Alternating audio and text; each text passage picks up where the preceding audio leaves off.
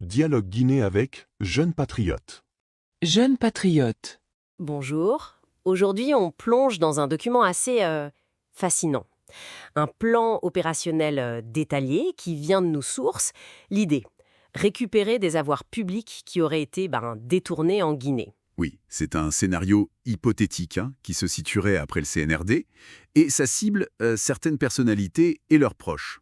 L'objectif est colossal, retrouver potentiellement des centaines de millions d'euros, dissimulés, on imagine, via des réseaux complexes, des comptes offshore. Effectivement, le document décrit une stratégie assez méthodique, en 7 étapes pour traquer ces fonds, souvent cachés dans des paradis fiscaux ou derrière des prête-noms, ce genre de choses. Un vrai défi d'enquête financière internationale, quoi. Tout à fait.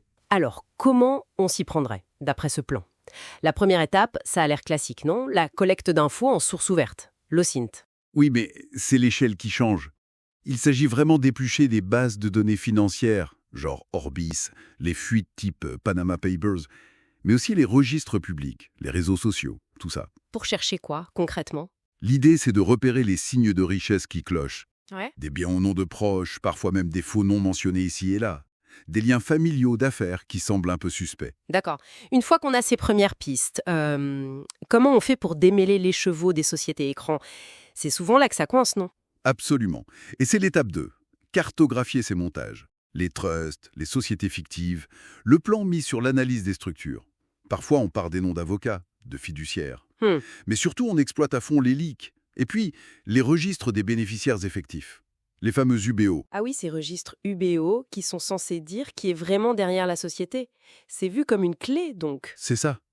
Essentiel. Et ensuite, pour trouver l'argent ou les biens, concrètement. Ça, c'est l'étape 3. Le traçage. Là, le document parle de faire appel à des experts en forensic accounting. La comptabilité d'enquête, en quelque sorte. Exactement. Pour décortiquer les flux financiers. Et si on suspecte des cryptos, on utilise des outils spécialisés comme Chainalysis pour suivre les transactions sur la blockchain. Et les requêtes judiciaires. Bien sûr. Ciblées.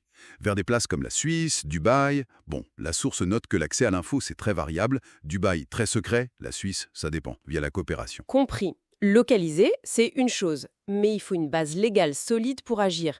Comment le plan aborde la phase judiciaire ? Étape 4. Cruciale. L'idée, c'est de déposer plainte, mais de manière ciblée, dans des pays qui ont des lois fortes contre la corruption, le blanchiment. Comme la France avec le PNF et les biens mal acquis. Voilà, ou les États-Unis avec leur initiative Kleptocratie.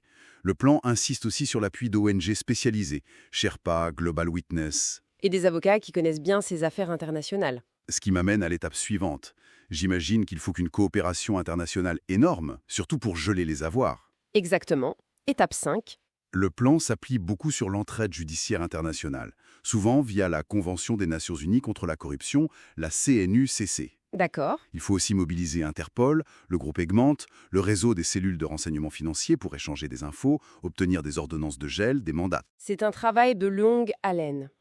Et si, par miracle, tout ça réussit, comment les fonds pourraient être restitués ? Alors l'étape 6 envisage plusieurs pistes.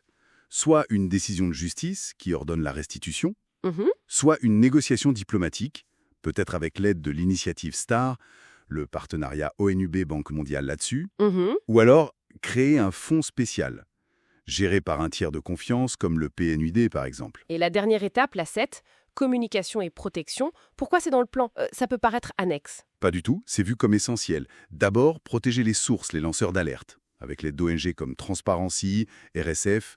Ensuite, maintenir la pression médiatique publique pour que ça ne s'enlise pas. Logique. Et enfin, bien documenter toutes les preuves. Ça pourrait servir potentiellement pour des instances comme la CPI si des crimes liés sont découverts. On voit bien la complexité. C'est un mélange d'outils juridiques, financiers, le gel, la levée du secret bancaire via les échanges automatiques d'infos de l'OCDE, technique avec l'enquête comptable, la blockchain, mais aussi diplomatique et civile. C'est vraiment une approche sur tous les fronts qui est décrite là.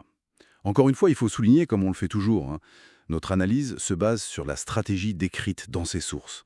On ne prend pas position sur la véracité des allégations de détournement. Bien sûr, bien sûr. On décortique la mécanique du plan tel qu'il nous est présenté, c'est ça. L'ambition affichée à la fin du document qui est assez frappante quand même. Oui, la source termine en disant que l'objectif, l'espoir, c'est qu'une telle démarche, si elle avait lieu et réussissait, ait un effet dissuasif très fort contre la corruption en Guinée et même au-delà. Il y a cette idée assez radicale que toute dépense future des personnes visées, après une éventuelle perte de pouvoir, devrait être justifiée. C'est ça. Sinon, ça pourrait être vu comme une complicité ou du recel après coup. Ça pose une question assez vertigineuse sur jusqu'où peut aller la redevabilité, bien après la fin d'un mandat. Oui, de quoi laisser matière à réflexion.